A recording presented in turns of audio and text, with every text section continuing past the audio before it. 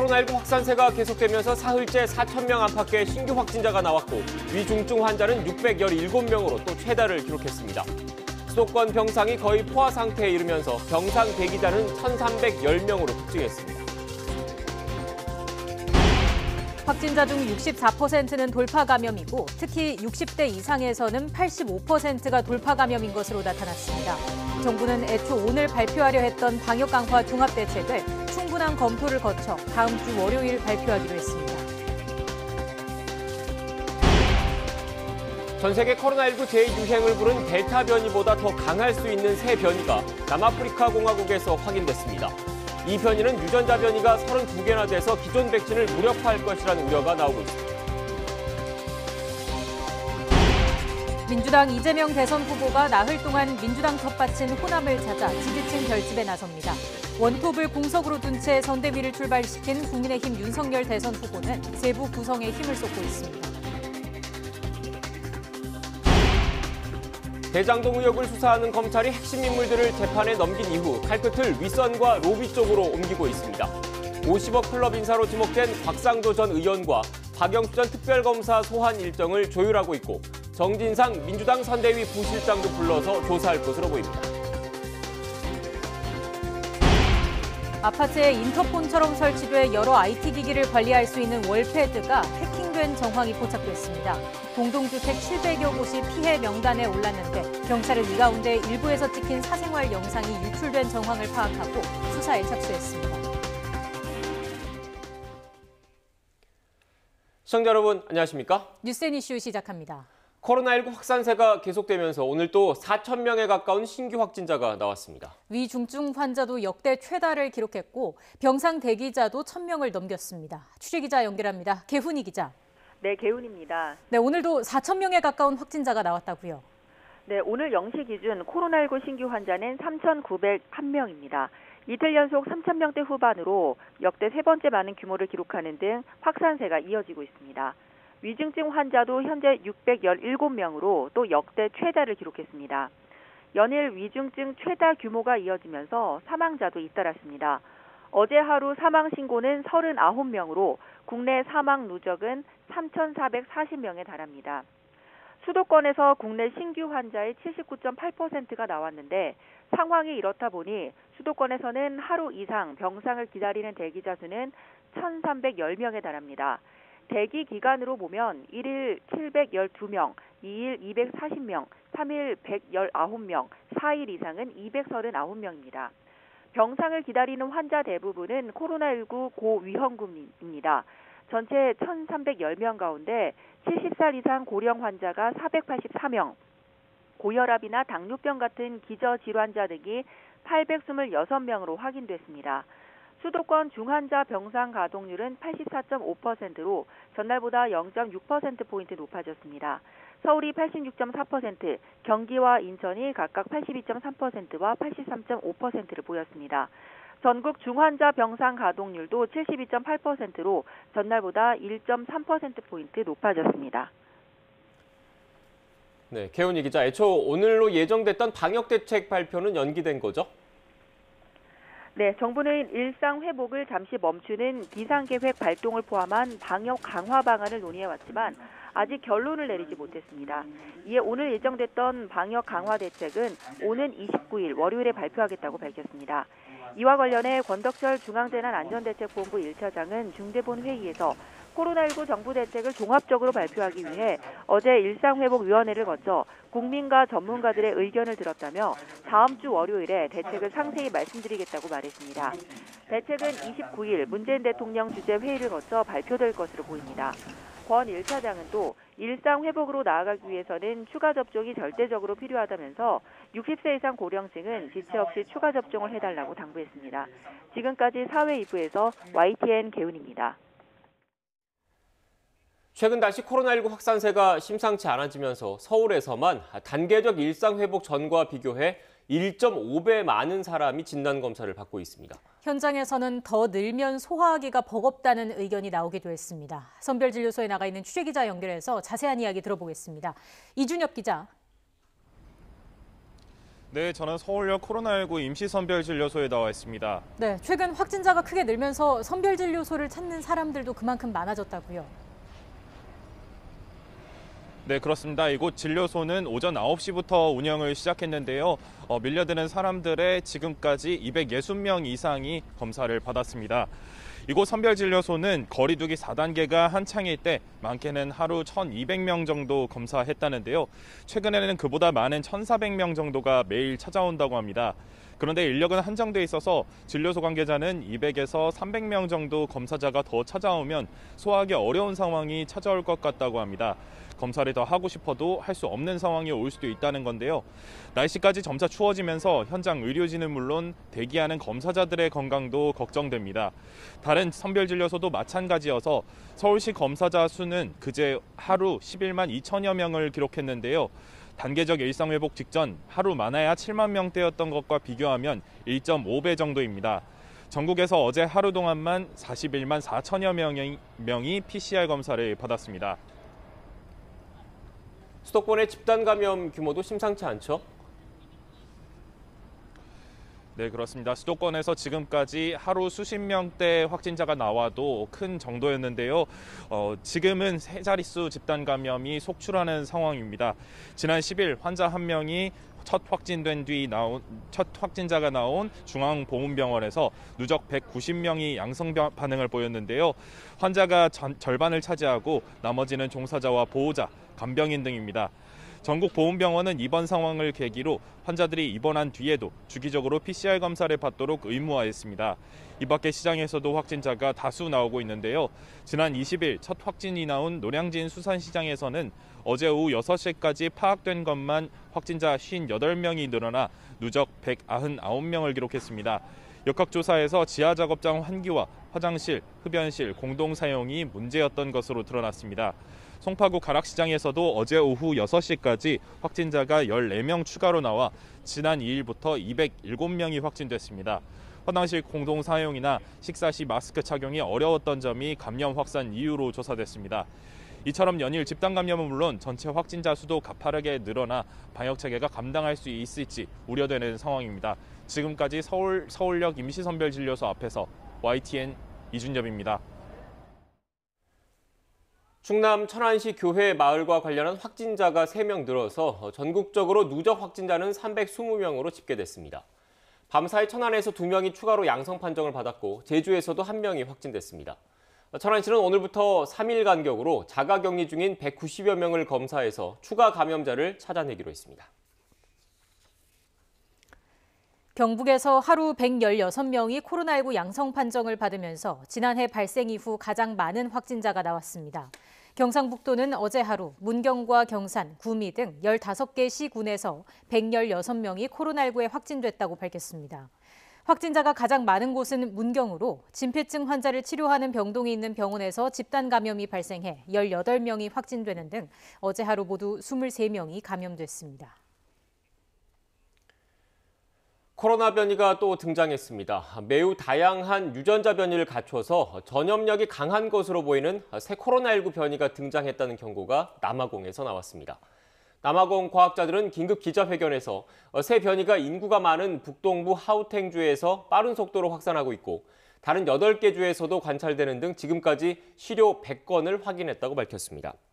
남아공 보건당국은 새 변이 바이러스가 인체의 면역 체계를 쉽게 뚫고 강한 전염력도 지닌 것으로 보인다고 경고했습니다. 이 변이는 스파이크 단백질의 유전자 변이 32개를 갖고 있어서 인체의 면역 체계가 바이러스를 공격하기가 더 어려워질 수 있다고 영국 가디언이 보도했습니다.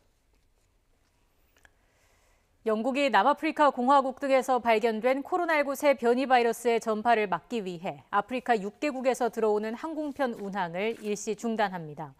영국은 현지 시각 25일 남아공과 인접국 나미비아, 보츠와나, 짐바브웨, 레소토, 에스와티니 등 아프리카 6개국의 항공편 운항을 중단하기로 했습니다. 또 이들 6개 나라에서 귀국하는 자국민을 격리 조치하기로 했습니다. 부스터샷까지 3번 코로나19 백신을 맞는 것이 국제적 표준으로 자리 잡고 있는 가운데 세계에서 처음으로 부스터샷을 도입했던 이스라엘의 보건 책임자들이 4차 접종 필요성을 거론하기 시작했습니다. 보건부 최고 행정 책임자인 나흐만 아쉬는 면역력은 시간이 갈수록 떨어지기 때문에 언젠가는 4차 접종을 해야 한다고 밝혔고, 호로위츠 보건부 장관도 4차 접종이 필요하다는 생각은 비이성적인 것이 아니라고 말했습니다. 네, 코로나19 관련 방역당국의 브리핑이 시작됐습니다. 현장으로 가보겠습니다. 제1통제관이 코로나19 대응 방안 등을 설명하겠습니다. 예, 중대본 제1통제관 이길입니다. 11월 26일 중대본 정례 브리핑을 시작하도록 하겠습니다. 정부는 어제 일상회복 지원회를 개최하고 일상회복 전환 이후에 방역 상황에 대한 평가와 이에 대한 대책을 집중 논의를 하였습니다. 고령층 유행이 증가하고 중증 환자가 증가하고 있습니다. 현재 문제 상황에 대응해서 추가 접종을 보다 신속하게 또한 집중적으로 추진해야 된다는 의견에 대부분이 동의를 하셨습니다. 다만 유행 차단을 위하여 방역 패스 적용 범위 확대나 사회적 대응을 강화해야 된다는 의견도 제기는 되었습니다. 이런 조치들은 사회적 영향력이 매우 광범위하여 민생 경제 등 사회 경제적 피해가 크고 고령층 추가 접종과 취약시설 보호에 주력해야 된다는 그런 여러 가지 또 의견도 있었습니다. 단계적 일상회복이 시작된 지 벌써 4주가 되었습니다. 이에 따라 이번 주에 향후 단계 이행 여부를 결정하는 위험도 평가회를 개최할 계획으로 있습니다. 그 결과와 어제 의원에서 논의했던 내용을 바탕으로 추가적인 대책을 마련하여 다음 주 월요일에 종합적인 대책을 국민들께 발표드리도록 하겠습니다. 오늘 기준 추가 접종은 대상자 1,416만 명 중 246만 명이 받으셨습니다. 16.9%의 접종률을 보이고 있습니다. 50세 이상 연령층의 경우에는 10%가 추가 접종을 받으셨으며 중증화의 위험도가 매우 높은 요양병원, 요양시설 등의 경우 61.3%의 접종률을 현재 보이고 있습니다. 고령층의 경우 본인의 안전을 위하여 추가 접종을 반드시 받아주실 것을 거듭 요청을 드립니다. 특히 요양병원과 요양시설의 경우에는 하루빨이라도 접종을 하셔야 합니다. 정부도 취약시설에 대하여 추가 접종의 속도를 더 높여 신속하게 완료하도록 하겠습니다. 이를 위해 국방부를 통해 군의관과 간호장교 등 의료 인력 60명을 지원받아 방문 접종팀 20개 팀을 운영합니다. 11월 26일부터 투입될 예정입니다. 바로 오늘입니다. 특히 접종률이 낮은 서울, 경기 지역에 집중 투입해 추가 접종을 신속하게 완료하도록 하겠습니다. 의료 체계를 확충하고 보다 효율하기 위한 노력도 계속 강화하고 있습니다. 수도권의 중환자실 가동률이 높아짐에 따라 상급종합병원에 부담을 줄기 위해 공중보건의사 50명을 파견할 예정으로 있습니다. 주로 내과, 마취과 등 중환자 진료에 필요한 전문의들입니다. 오늘부터 수도권의 21개 상급종합병원에 지원할 예정으로 있습니다. 파견 기간은 2개월입니다. 수도권의 중환자 치료에 큰 도움이 될 것으로 생각하고 있습니다. 이런 진료 현장에 나가는 우리 공보의 선생님께 진심으로 감사를 드립니다. 의료 현장의 많은 분께도 노고에도 진심으로 더불어 감사를 드리겠습니다. 수도권의 생활치료센터도 추가적으로 확충하겠습니다. 수도권을 중심으로 약 2,000병상을 추가로 확보하고 감염병 전담병의 부담 완화를 위해 수도권에 거점 생활치료센터를 설치하도록 하겠습니다. 또한 다인실 사용 기준을 확대하고 청소나 소독 시간을 단축하고 생활치료센터의 수용 여력도 아울러 확대해 나가겠습니다. 오늘 기준으로 중환자 병상은 전국적으로 72.8%, 수도권은 84.5%가 가동률을 보이고 있습니다. 감염병 전담병원은 전국적으로 68.8%, 수도권은 75.6%의 가동률을 보이고 있습니다. 하루 이상 병상을 배정받지 못한 확진자는 현재 1,310명입니다. 이분들에 대하여 재택치료에 준하는 의료적 관리가 현재 실시되고 있습니다.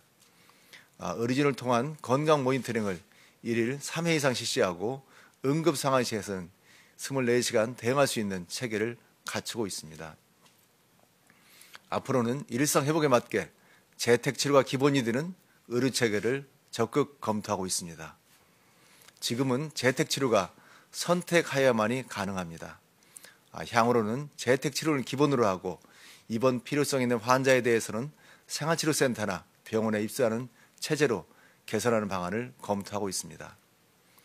본인의 거주지에서 안전하게 관리를 받으면서 중증도에 따라 필요한 의료 관리가 시작할 수 있도록 일상회복 체계에 맞는 의료 체계를 정부는 만들어 나가겠습니다. 중환자 병상이 중환자 치료가 필요한지 환자 위주로 운영될 수 있도록 치료를 통해 중증 상태에서 벗어난 환자들은 준중증 병상이나 간편 전담병으로 전실이나 조기 퇴원 등도 현재 권고하고 있습니다. 국민 여러분께서는 의료진들의 이런 권고를 믿고 잘 협조해 주시기를 거듭 부탁드립니다. 정부와 병원계는 이미 발동한 행정명 수행에 최선을 다하고 있습니다. 지난 11월 5일과 11월 12일 그리고 24일에 시행한 행정명령을 통해 확보한 준중증 병상은 721개소입니다. 중등증 병상 같은 경우에는 692개 병상을 확충에 위해 현재 노력하고 있습니다. 그 이외에도 의료기관의 자발적인 참여를 통하여 추가로 병상을 확보해 가고 있습니다. 감염에 취약한 고령층분들께서 많이 계시는 요양병원, 요양시설 등에서도 감염이 멈추지 않도록 우리 의료체계가 여러 가지로 노력을 많이 해야 되겠습니다. 병상과 지금 현재 의료체계 버티기 어려운 상황이 될 수도 있기 때문입니다. 요양병원과 요양시설의 종사자와 관계자 여러분께서는 추가 접종이 신속하게 이루어지도록 적극적인 협조를 부탁드립니다. 12월부터는 60세 이상 어르신들 2차 접종 후에 4개월이 지난 분들도 대상으로 추가 접종이 본격적으로 시행될 것으로 보입니다. 추가 접종은 선택이 아니라 필수입니다. 추가 접종 대상 되신 분들께서는 신속하게 추가 접종 받으실 것을 거듭 요청드립니다. 또한 마스크와 착용과 손 씻기, 환기 등 기본적인 방역 수칙도 철저하게 지켜주시기를 부탁드립니다. 정부도 일상회복이 중단되지 않고 추가 접종, 방역, 의료 대응에 총력을 다하도록 하겠습니다. 여러분 감사합니다. 네, 지금부터 질의응답 시간을 가지겠습니다. 배석자 분께서는. 네, 지금까지 방역당국의 코로나19 관련 브리핑 전해드렸습니다. 고령층의 감염 확산세가 이어지고 있고 중증 환자도 늘고 있다는 방역당국의 설명이 있었습니다. 단계적 일상회복이 시작된 지 4주가 지난 만큼 운영평가회를 계획하고 있다는 설명도 있었는데요. 이어지는 브리핑은 YTN2 채널을 통해서 계속 시청하실 수 있습니다. 네, 다음 소식입니다. 대장동 의혹을 수사하는 검찰이 이른바 50억 클럽 인사로 지목된 곽상도 전 의원과 박영수 전 특별검사의 소환 일정을 조율하고 있습니다. 김만배 씨 일당이 재판에 넘겨진 뒤 수사 방향이 윗선 로비 의혹을 향해 옮겨가는 모습입니다. 취재기자 연결합니다. 나혜인 기자. 네, 서울중앙지방검찰청입니다. 네, 50억 클럽 의혹을 받는 인사들 가운데선 곽상도, 박영수 두 명이 먼저 검찰 조사를 받게 될 것으로 보인다고요. 네, 서울중앙지검 전담수사팀은 최근 곽상도 전 의원 그리고 박영수 전 특검 측과 조사 일정을 조율하고 있는 것으로 전해졌습니다. 이른바 정영학 녹취록에 담긴 것으로 알려진 50억 클럽 의혹 당사자들입니다. 곽상도 전 의원은 대장동 개발 사업을 앞두고 화천대유가 참여한 하나은행 컨소시엄이 무산될 위기에 처하자 김만배 씨 부탁을 받고 하나은행 측에 영향력을 행사했다는 의혹을 받고 있습니다. 검찰은 곽 전 의원 아들이 화천대유에 취업하고 퇴직금 등 명목으로 50억 원을 받은 게 그 대가라고 보고 곽 전 의원에게 알선수재 혐의를 적용했습니다. 앞서 아들 곽 씨를 2차례 불러 조사했고 지난 17일엔 곽 전 의원 자택과 하나은행 등을 압수수색했습니다. 과거 화천대유 고문 변호사로 일했던 박영수 전 특검은 딸이 화천대유에서 일하며 대장동 아파트를 특혜 분양받았다는 의혹에 휘말려 있습니다. 박 전 특검의 인척으로 알려진 분양 대행업체 대표 이모 씨가 김만배 씨에게서 받은 100억 원대 자금이 박 전 특검과 관련이 있는지도 확인해야 할 부분입니다. 박 전 특검은 또 대장동 사업 초기 민영개발 시행사 측에 1,000억 원대 부산저축은행 대출을 불법으로 알선한 브로커 조모 씨의 변호인도 맡아 당시 대검찰청 중앙수사부의 부실수사 의혹에도 연관된 게 아니냐는 의혹도 받습니다. 지난 22일 김만배 씨와 남욱 변호사, 정영학 회계사 등 핵심 인물들을 재판에 넘긴 검찰은 수사에 무게추를 윗선 로비 의혹으로 옮기는 모습입니다. 그제 임승민 당시 성남시장 비서실장을 참고인 신분으로 조사한 검찰은 조만간 황무성 전 성남도시개발공사 사장 사퇴 외압 의혹 등에 얽혀있는 정진상 민주당 선대위 부실장도 불러 조사할 것으로 보입니다. 지금까지 서울중앙지검에서 전해드렸습니다. 서해 한 해병부대에서 복무 중인 병사가 두 무릎을 모두 다쳐서 몇 달째 의무실에서만 생활하고 있습니다. 민간병원에선 훈련은커녕 일상생활도 어렵다는 소견을 받았지만 군에서는 부대 복귀를 명령했기 때문입니다. 어찌된 일인지 홍민기 기자가 취재했습니다. 지난 6월 해병대에 입대한 21살 김모 씨. 포항 해병대 교육훈련단에 입소한 지 일주일 만에 왼쪽 무릎이 찢어지는 듯한 통증을 느끼기 시작했습니다. 너무 아프니까 상급병원에 진료를 신청을 해야 되나 뭐 그런 생각도 했다 그러더라고요. 근데 그것도 이제 군의관이 판단하고 자기가 가고 싶다고 갈 수 있는 게 아니니까. 곧이어 오른쪽 무릎에서도 같은 통증이 느껴져 목발을 짚고도 계단조차 오를 수 없게 됐지만 훈련소에서는 진통제 외에 별다른 조치를 받지 못했습니다. 가족들이 수차례 민원을 제기한 끝에 김 씨는 지난 9월 외부 민간병원에서 MRI를 촬영할 수 있었습니다. 진단 결과 양쪽 무릎 모두 위아래 관절 사이에 있는 반달 모양 연골이 찢어지는 반월상 연골판 파열이 확인됐습니다. 곧바로 연골을 잘라내는 수술을 받았는데 훈련은커녕 일상생활도 어려울 거라는 의사 소견을 받았습니다. 민간 병원에서 6달 이상 집중적으로 재활 치료를 해야 하고 정신과 치료까지 병행해야 해 사실상 군 생활이 어렵다는 진단이 나온 겁니다. 저는 이거 부대에서 지금 재활을 할 수 없는 상황이라고 생각을 해요. 지금 실밥 뽑고 바로 이제 복귀를 해가지고 아무런 재활을 안 해서 지금 다리가 굳어가고 있는데. 그런데 지난 4일 소속 부대는 김 씨에게 부대 복귀를 결정했습니다. 군 병원 의무관이 김 씨를 현역 근무가 가능한 4급으로 판단했다는 게 이유였습니다. 국방부의 신체 등급 판정 기준을 들여다봤습니다. 현행 기준은 한쪽 무릎의 연골판을 3분의 2 이상 잘라낼 경우 현역 복무를 할 수 없다고 보고 있습니다. 반면 김 씨는 양쪽을 각각 60% 정도씩 잘라냈기 때문에 복무 부적합 대상은 아니라는 게 군 설명입니다. 실제로는 두 다리 모두 일상생활이 어려울 정도지만 한쪽만 놓고 보면 군 생활이 가능할 수도 있다는 결론이 나온 겁니다. 판정 기준에 문제가 있는 것 아니냐는 지적에 국방부는 두 다리가 모두 불편하더라도 이를 함께 고려하는 규칙은 없다고 설명했습니다. 4급을 두 개를 합친다고 5급에 이르는 이제 좀 중증도가 있다라고 판단을 할 수가 없는 거죠. 해병대 측 역시 김 씨가 제출한 민간병원 진단서 등을 모두 검토했다면서 국방부 기준에 맞게 판단했을 뿐이라는 입장입니다. 이렇다 보니 현행 신체 등급 판정 기준이 현실을 반영하지 못한 탁상공론식 행정이라는 지적이 나옵니다. 세부 이 정도의 4급 판정을 받았다면 5급으로 이렇게 판정을 해주는 이런 기준을 다시 도입을 하고 장병 상태에 따라서 조금 유연하게 억울한 사례가 발생하지 않도록 기준을 좀 보완할 필요가. 김 씨 가족들은 심사 결과에 불복하고 후유증에 대한 소견을 포함해 재심을 요청했습니다. 또 부상 장병에 대한 관리가 소홀하지 않았는지 훈련소와 현재 부대에 대한 감찰도 요구했습니다.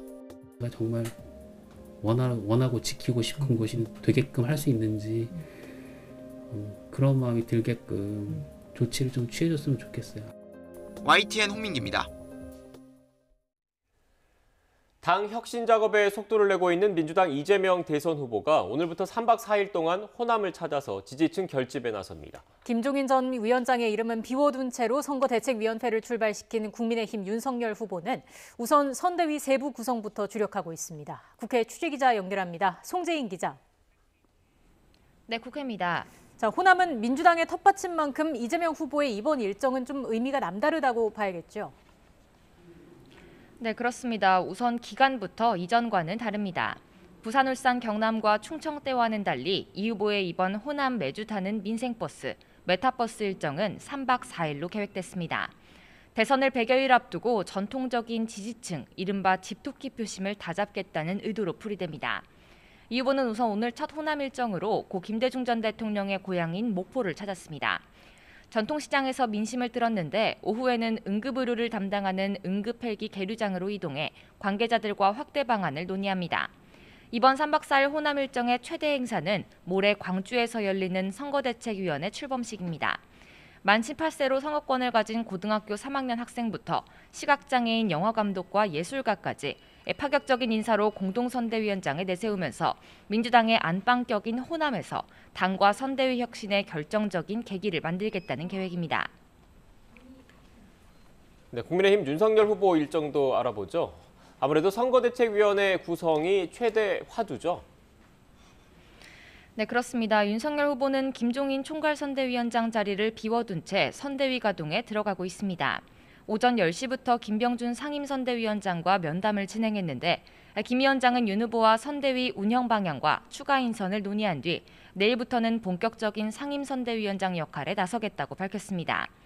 윤 후보는 앞서 1분 1초를 아껴가며 뛰어야 한다며 본부장급을 골자로 한 선대위 주요 인선을 단행했지만 지금까지의 인선을 두고도 당내 청년들이 쓴소리를 내고 있습니다. 새로운 모습이 전혀 보이지 않는다는 겁니다. 이준석 대표 체제에서 경쟁을 통해 선임된 임승호 대변인은 오늘 아침 KBS 라디오 인터뷰에서 김 전 위원장 모시기에 들인 시간도 너무 길었고 또 지나치게 큰 조직을 가져가려는 것 같다는 생각이 들었다고 말했습니다.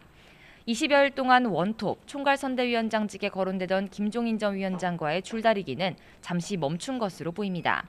김 전 위원장은 오늘 출근길에도 아무 말도 하지 않고 사무실로 들어가며 여전히 합류 의사를 표명하지 않고 있습니다. 이준석 대표는 이와 관련해 윤 후보가 솔로몬의 재판처럼 김종인 전 위원장과 김병준 위원장 두 사람 가운데 선택해야 할 거라고 분석하기도 했는데요. 이런 가운데 윤 후보는 조금 전 오전 11시부터 아이보시 고이치 주한 일본 대사를 접견하면서 외교행보에 나섰습니다. 지금까지 국회에서 YTN 송재인입니다.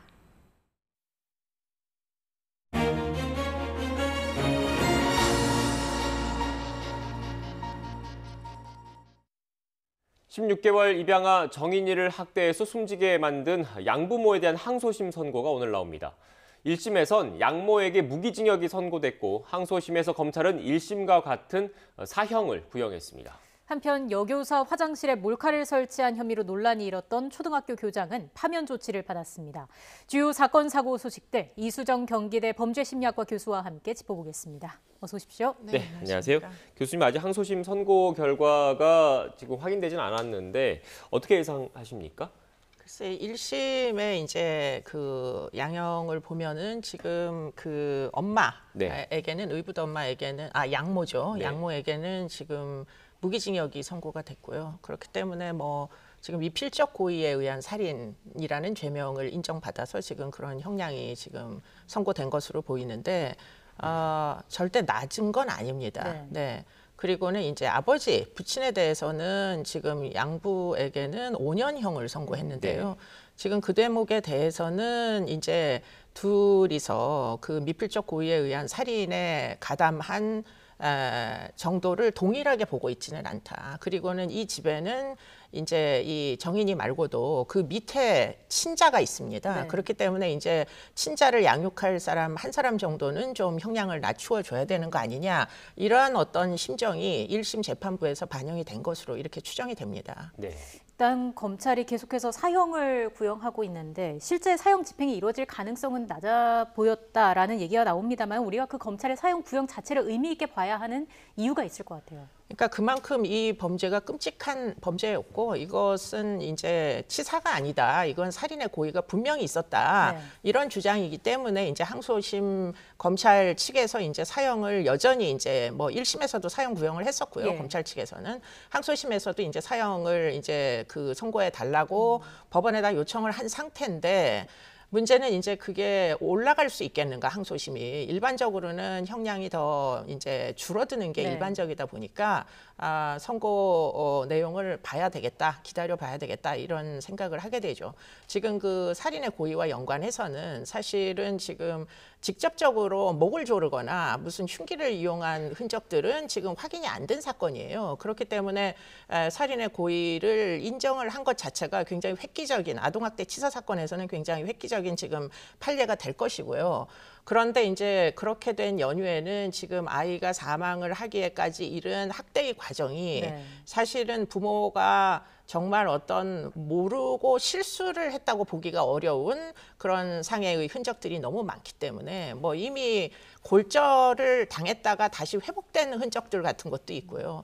마지막에 췌장이 파열됐다는데 사실은 췌장이 거의 등 쪽에 붙어 있어가지고 웬만해서는 사실 파열되기 어려운 장기인데 그것이 파열이 되기에 이른 데는 이게 무슨 어떤 죽어도 그만이다라는 어떤 미필적 고의가 있지 않고서는 아이가 이 지경에 이르기는 어렵다. 이런 이제 주장인 것으로 보이는데 지금 그 대목에서 뭐 사실은 처음에는 치사로 이제 그 뭐 공소장 제기를 했다가 변경한 사항이에요. 그렇기 때문에 이제 이 대목이 과연 항소심에서도 지금 이 강력한 이제 살인의 고의에 대한 어떤 징벌적인 의지가 재판부에 의해서 선고될 수 있을 것인가. 그것이 이제 주목되는 사건이다. 이렇게 볼 수 있는 거죠. 네. 그러니까 교수님 말씀을 결국 들어보면 애초에 검찰이 그 처음에는 아동학대 치사로 기소를 했는데 여러 사회적인 여론도 이렇게 강하게 처벌해야 된다는 여론도 의식을 했고 또 실제로 뭐 부검 결과라든지 전반적인 상황을 보니까 미필적 고의가 인정받을 수 있겠다라는 거를 감안을 하고 살인죄를 지금 추가해서 공소장을 변경한 거지 않습니까? 그래서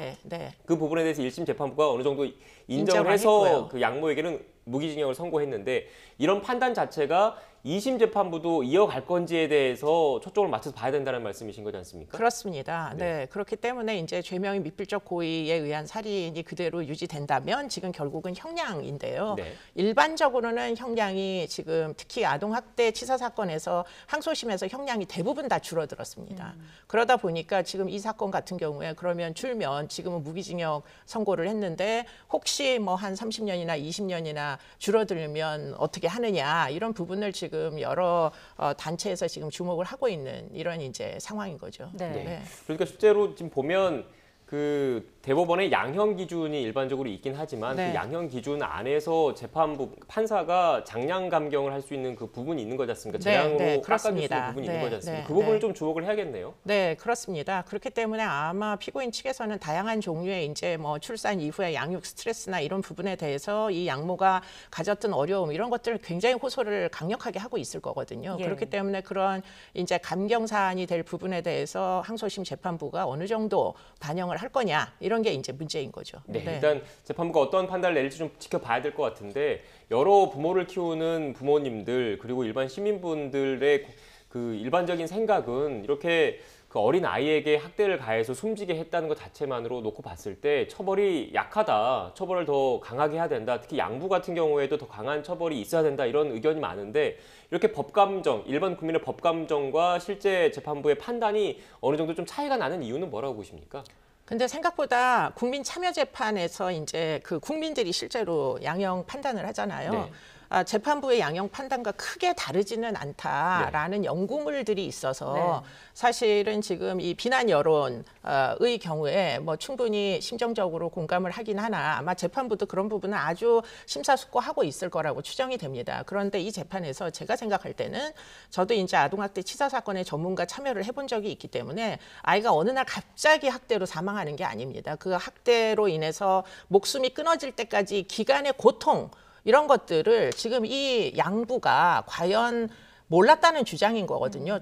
뭐 죽을 줄은 몰랐다 좀 아픈 것 같기는 했는데 이런 주장이 지금 이게 설득이 되느냐는 저는 동의하기가 약간 어려운 측면이 있어요. 그렇기 때문에 5년 선고가 나온 부분이 오히려 제가 볼 때는 더 문제가 좀 있지 않나. 어떻게 아이가 장기간 동안 학대를 받으면서 시름시름 알아가면서 혈색이 다 변화하는 과정에서 혹시 이러다가 아이에게 큰일이 일어날 수도 있겠다는 염려를 못했다는 겁니다. 지금 이 양부는. 그런데 못할 수가 있을까요? 그렇기 때문에 이 재판에서 항소심에서 주목해야 될 것은 지금 무기징역 부분이 아니라 지금 5년형이 내려졌던 이 형량이 그대로 유지될 거냐. 친자가 있다는 이유 때문에 그래도 부모 중에 한 뭐 부모는 내보내서 친자를 돌보게 해야 된다는 이유 때문에 형량을 대폭 축소해 주거나 이럴 이제 그 대목이 있느냐. 이게 이제 주목의 그 주 안점이라고 저는 생각을 합니다. 그러니까 지금 주목해야 될 부분이 양부 같은 경우에 단순히 양모의 아동 학대를 방조하는 수준을 넘어서 사실상 학대에 적극적으로 가담하지는 않았더라도 공동 정범에 준하는 수준의 처벌도 고려를 해야 된다 이런 말씀이십니까? 저는 그렇게 생각을 합니다. 네. 또 제가 좀 질문을 드리고 싶은 게 네. 이 정인이 사건 이후에 여러 정치권이나 이런 아동학대에 대한 처벌을 강화해야 된다라는 움직임이 일면서 네. 관련된 법안이 좀 강화된 게 지금 통과가 됐습니다. 네. 근데 최근에도 일련의 이런 아동학대 사건이 끊이지 않고 계속 일어나고 있거든요. 네. 근본적인 해결책은 없겠습니까? 그러니까 근본적인 해결책은 정말 찾기가 쉽지가 않은데요. 왜냐하면 사실은 학대를 하는 이제 부모의 연령대가 생각보다 이렇게 높지가 않습니다. 과거에는 부모 연령대가 꽤 높은 사건들이 주를 이루었는데 최근에 아동학대 치사에 이르는 사건들은 20대 초반 부모들이 굉장히 많고요. 그런 친구들은 이미 청소년 때부터 가정의 보호를 받지 못해서 결국 아이를 낳아서도 제대로 돌보지 못하여 학대 치사에 이르는 사건들이 많다 보니까 학대 치사만 엄벌한다고 학대 치사만 뭐 형량을 높인다고 이 돌보지 못한 끝에 아이를 임신하고 출산하는 이 부모가 갑작스럽게 형벌이 높아졌으니까 학대는 절대 하면 안 되겠다 이런 깨달음이 오는 건 아니거든요. 그렇기 때문에 학대 치사 등 학대의 형벌을 높이는 것만이 사실은 대안이 되느냐? 절대 그렇지 않다. 그거보다는 차라리 예방교육이 훨씬 더 많이 필요하고 그리고는 아동 수당을 나눠줄 때 사실은 교육을 다 시켜야 됩니다. 그런데 아동 수당만 나눠주고 지금 이 가정에 아이가 제대로 크고 있는지 안 크고 있는지 확인조차 안 하게 돼 있거든요. 그런 모든 절차를 다 뜯어 고치고 그리고는 지금 학대를 엄벌하고 형량을 선고하는 것으로 끝이 아니라 결국은 돌아갑니다. 가해자는 가해자대로 가정으로 돌아가고 일정 기간 후에 피해자는 피해자대로 그 가해자를 맞이해야 되는 지경이에요. 그렇다 보니까 이제 이후의 사례 관리, 그래서 결국 재학대가 일어나고 그래서 결국 사망에 이르는 이런 가정을 줄이려면 엄벌만 해서 끝나는 게 아니고요. 엄벌 이후에 다시 리유니언 할 때, 재결합할 때 그때 누군가는 주목해야 된다. 저는 법원이 개입을 해야 된다고 생각하는 사람인데요. 지금은 그렇지도 않습니다. 그러니까 지금 어떻게 보면 이런 처벌을 강화한다는 게 안타까운 사건이 발생한 이후에 사후적인 조치인 거지 않습니까? 가장 중요한 거는 그런 안타까운 사건이 발생하지 않도록 미연에 방지하는 대책들이 필요할 것 같은데 관련된 고민이 좀 필요할 것 같고요. 항소심 선고 결과가 나오는 대로 저희가 속보로 좀 전해드려야 될 것 같고 주제를 좀 바꿔볼까요? 네, 여교사 화장실에 몰카를 설치했다가 적발된 초등학교 교장 이 사건 기억하실 텐데 징계위원회가 열렸는데 파면이 결정됐습니다. 뭐 예고된 결과라고 봐야겠죠. 네, 예고된 결과라고 볼 수가 있는데 이제 학교 측에 저는 상당히 그 의사결정을 하기까지 여러 가지 어려움이 있었을 텐데도 상당히 좀 그 손을 들어주고 싶은데요. 보통 이제 교내에서 무슨 이런 사안으로 이제 징계 절차가 시작이 되면은 형사처벌을 받았는지 결과를 가져오라고 합니다. 그래서 결국 피해자들을 모두 형사사법기관에 내몰아가지고 결국 지금 이 교사를 이제 수사를 하고 재판을 하는 단계까지 기다렸다가 그 다음에 징계를 하겠다 이런 식으로 나오는데 지금 이 사건은 형사 절차는 형사 절차대로 지금 구속이 돼 있는 걸로 알고 있고요. 진행이 되는 와중에 파면 조치가 내려져서 역시 학교는 학교대로의 어떤 내규가 상당히 그 징계 사안 시에는 고려가 우선 고려될 필요가 있겠다. 그런 모범 사례다 이렇게도 생각할 수 있겠습니다. 교수님 그리고 지금 어떻게 보면 그 교장 선생님이 이런 혐의를 받고 있기 때문에 학교 구성원들이 받았을 정신적인 충격도 꽤 클 것 같거든요. 거기에 대한 보완책, 대책은 없겠습니까? 그러니까 일단은 수시로 이제 확인을 하는 수밖에 없어요. 그렇기 때문에 지금 화장실인데 이게 꼭 무슨 여자 화장실에만 설치되지 않고 남자 화장실에서 설치될 수도 있는 거예요. 그렇기 때문에 지금 이런 몰래카메라 등등이 설치가 됐는지 안 됐는지는 일단 기본적으로 보안 차원에서도 학교는 학생들의 안전을 도모해야 되잖아요. 그렇기 때문에 지속적으로 확인이 필요한 거고 또 한 가지는 이제 지금 이같이 어떤 문제가 제기됐을 때 학교 측의 분명한 잘잘못을 가리겠다는 분명한 의지가 무지하게 중요합니다. 초기부터. 그렇기 때문에 논쟁이 된 다음에 뒤늦게 징계를 주는 것은 제가 볼 때는 2차 피해, 2차 가해 행위를 막기가 어렵고요. 정말 초등 단계에서부터 의지를 가지고 대응을 하셔야 되는데 그나마도 파면이 나와서 아마 나머지 이제 교사분들 또는 학생의 구성원들 사이에서는 이런 짓을 또 했다가는 큰일이 나겠다라는 경각심을 다 같이 공유할 수는 있게 됐을 겁니다. 이제 관련 재판 다음 달 3일에 열리는데 예상되는 처벌 수위는 좀 어떻게 될까요? 처벌 수위는 구속을 면하기는 징역형이 나오는 걸 면하기는 어려워 보이고요. 아마 그런 몰래카메라로 촬영한 영상이 한두 개가 아닐 겁니다. 그리고 하루가 아닐 겁니다. 장기간 동안 지속적으로 이런 일을 해왔을 거기 때문에 그런 상습성 같은 걸 고려하면 지금 이제 촬영죄 같은 경우에 7년까지 징역을 줄 수 있고 또 가중을 하면 형량이 더 높아질 수도 있거든요. 그렇기 때문에 형량이 절대 낮지 않을 것이다 라고는 얘기할 수 있겠습니다. 네, 잠시만요. 저희가 관련된 기사가 정인이 사건 지금 항소심 선고가 예정돼 있다고 했는데 제가 관련된 기사가 좀 들어온 것 같은데요. 지금 속보가 지금 자막이 나가고 있는 것처럼 1심에서 무기징역을 선고받았던 정인이 양모가 2심에서 감형이 됐습니다. 징역 35년으로 감형이 됐다라는 속보가 지금 들어왔는데 자세하게 재판부가 어떤 판단을 근거로 이렇게 했는지는 지금 확인되지 않고 있는데 교수님께서 보시기에는 어떻게 보셨습니까? 글쎄 걱정하던 일이 이제 벌어져서 이게 이제 상당히 비판 여론이 이제 비등해질 것 같은데요. 일반적으로 이렇게 합니다. 항소심에서 보통 뭐 무기징역이면 징역 30년 정도로 줄여주는 일들이 굉장히 많이 일반적으로 이제 양형 감갑에서 통용되는 그런 이제 그 선고량으로 보여서요. 예상은 했지만 막상 이렇게 나오고 보니까 아마 이제 피해자의 이제 지금 유가족이나 아니면은 여러 이제 단체의 분들은 지금 너무 안타까움을 금하기 어려울 걸로 보이고요. 불행히도 지금 그 양부에 대해서는 형이 지금 들어온 소식에 의하면 양부에 대해서는 아동복지법 위반 혐의가 무죄로 인정됐지만 1심과 같은 징역 5년이 선고됐다고 들었습니다. 뭐 5년이라도 유지된 건 다행이다 이렇게 보이는데요. 절대로 5년이 선고될 만한 짓을 한 건 아니다. 그거보다는 훨씬 더 잔혹한 짓들을 지금 이 양모가 했다. 이거는 확실해 보입니다.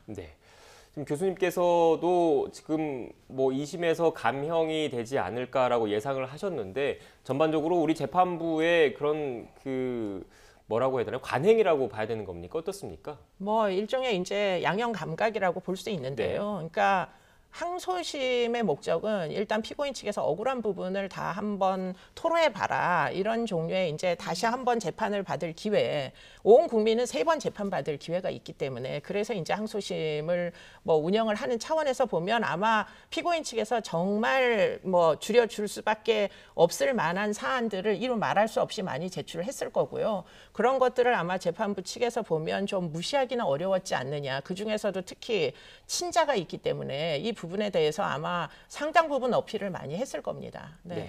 일단 뭐 재판부의 판단은 존중해야 되는 측면이 있지만 이제 교수님을 비롯해서 또 이 감형된 내용을 보고 이렇게 좀 비판적인 시각을 가지신 분들도 있을 것 같습니다. 그 부분은 좀 참고해서 시청자 여러분께서 좀 보셔야 될 것 같고 물론 이게 2심이기 때문에 그 검찰이 그 형량 자체에 대해서 문제가 있다고 판단을 한다면 대법원으로 또 일단 사건을 가져갈 수 있는 거지 않습니까? 대법원에서 또 판단이 지금 2심 판단이 잘못됐다고 그러면 또 파기환송을 할 수가 있는 거고요. 그렇습니다. 알겠습니다. 일단 조금 전에 관련된 속보가 들어와서 저희가 정확하게 재판부가 어떤 판단을 근거로 이렇게 그 감형을 했는지는 지금 파악이 안 되고 있는데 그 내용 자체는 이어지는 뉴스에서 저희가 다시 한번 좀 정리를 해드려야 될 것 같고요. 이 주제도 좀 짚어보겠습니다. 아파트 월패드 있잖아요. 거실에 보면 각종 뭐 가스라든지 아니면은 경비실과의 통화라든지 이런 월패드가 있는데 이걸 해킹한 그 사건이 벌어진 것 같습니다. 뭐 소위 IoT, 뭐 사물 인터넷, 그러니까 이제 물건들의 인터넷이 다 연결돼 가지고 원격 조정, 집주인이 이제 들어가기 전에 보일러를 좀 틀어놓는다거나 이런 이제 서비스를 해줄 수 있다. 아주 획기적인 서비스여서 처음에는 굉장히 각광받았는데. 문제는 인터넷이다 보니까 이걸 해킹을 해가지고 지금 이제 알려진 바에 따르면 물론 뭐 경찰이 수사를 해서 좀 더 입증을 해야 되겠지만 다크웹에서 지금 하루 종일 월패드로 녹화된 화면이 0.1 비트코인 800만 원이랍니다. 그게 지금 사고 팔리는 상태까지 와 있대요. 그렇기 때문에 이것은 사실은 굉장히 심각한 문제다.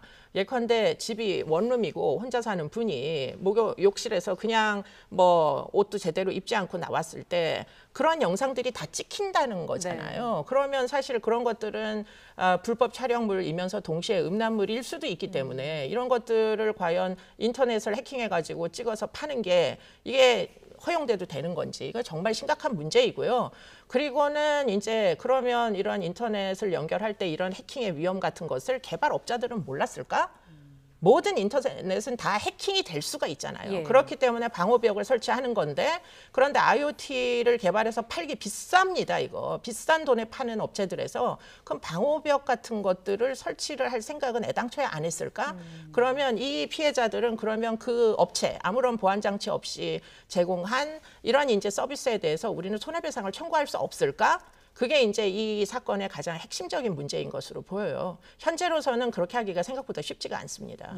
다만 이제 주인은 카메라에다가 스티커 붙여놓고 암호를 걸어놔라. 이것을 지금 이 유저들에게만 지금 책임을 부과하는 이런 상태인 것으로 알고 있습니다. 암호를 걸어놓아라라는 말씀을 해주셨는데 좀 더 구체적으로 그 예방을 어떻게 해야 할지도 설명을 해주시면 좋을 것 같아요. 네, 이게 이제 아무래도 기기에 붙은 인터넷이기 때문에 지금 이제 본인의 뭐 인증을 하면서 뭐 암호를 이제 거는 거죠. 휴대폰도 암호를 걸면 사용자 말고는 들어가기가 어렵잖아요. 그런 종류의 이제 암호를 걸어놓고 그리고는 이제 카메라가 이렇게 붙어 있습니다. 보면 카메라가 바깥을 보라고 붙어 있는 카메라인데 그걸 해킹해서 안쪽을 전부 들여다본다는 거잖아요. 그러니까 이제 그 카메라에다가 스티커를 붙여서 보이지 않도록 해라. 그러면 뭐하러 IoT 뭐하러 씁니까? 네, 그래서 이게 지금 정말 대안이 되는지 저는 의문이 좀 있어요. 네.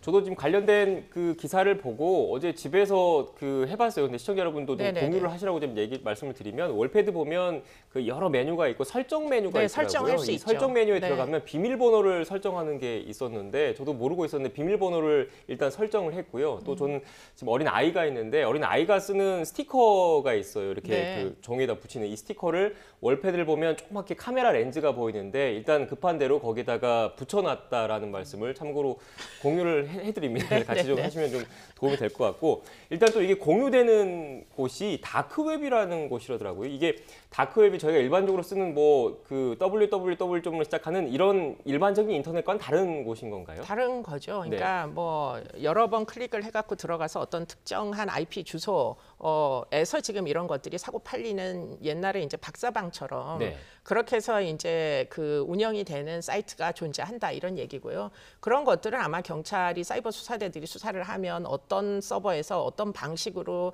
판매가 이루어지는지 과거에도 텔레그램이라는 서버를 통해 가지고 그런 불법 촬영물들이 유통이 됐었잖아요. 그렇기 때문에 이제 수사는 가능할 거라고 보이는데 문제는 이미 유출된 건 어떻게 하겠느냐. 그게 이제 더 큰 문제로 보입니다. 삭제를 해야 되는데 누구의 영상이 유출됐는지조차 지금은 피해자도 특정을 못하고 있다는 게 문제이죠. 네, 알겠습니다. 일단 어떻게 보면 집이라는 게 우리 집 거실이라는 게 가장 편안하게 쉴 수 있는 곳인데 이 쉴 수 있는 공간이 어딘가에서 이렇게 동영상이 돌고 있다는 것 자체가 정말 어떻게 보면 충격적이지 않을 수밖에 없는데 관계기관의 철저한 수사와 보완책 마련이 좀 필요해 보입니다. 지금까지 이수정 경기대 범죄심리학과 교수와 함께 주요 사건 사고 짚어봤습니다. 오늘 말씀 고맙습니다.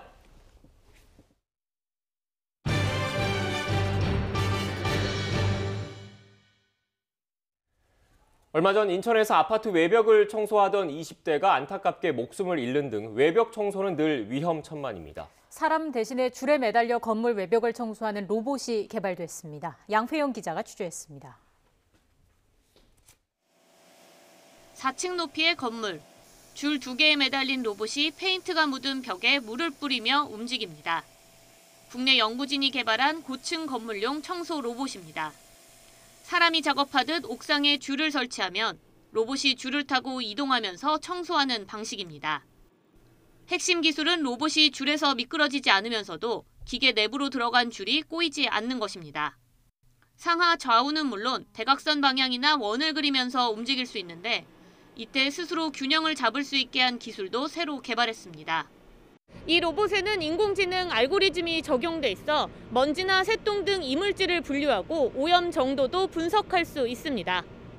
로봇에 달린 카메라는 오염 위치는 물론 청소 상태도 실시간으로 확인할 수 있습니다. 연구진은 줄로 연결된 청소 로봇 이외에도 곤돌라에 실어 유리창을 닦을 수 있는 로봇도 개발했습니다. 곤돌라의 위아래 움직임을 로봇과 연동시켜서 작업을 하는 게 첫 번째 타입의 로봇이었고요. 두 번째 타입은 곤돌라가 없을 때 실제 줄을 걸어서 줄을 타고 올라갔다 내려갔다 하면서 작업을 하는 로봇으로 첫 번째는 초고층 빌딩, 두 번째는 중고층 빌딩에 적용하려고 노력을 하고 있습니다. 지난해 국내 산업 현장에서 사고로 숨진 사람은 882명. 이 가운데 추락으로 인한 사망의 비율이 37%로 가장 많았습니다. 연구진은 개발한 로봇이 사람을 대신해 초고층 빌딩과 같은 위험 상황에서 청소를 도와줄 수 있을 것으로 기대하고 있습니다. 또 돔과 같은 다양한 형태의 건물에도 적용할 수 있도록 관련 기술을 고도화하며 국내 기업과 함께 현재 상용화도 준비 중입니다. YTN 사이언스 양우영입니다.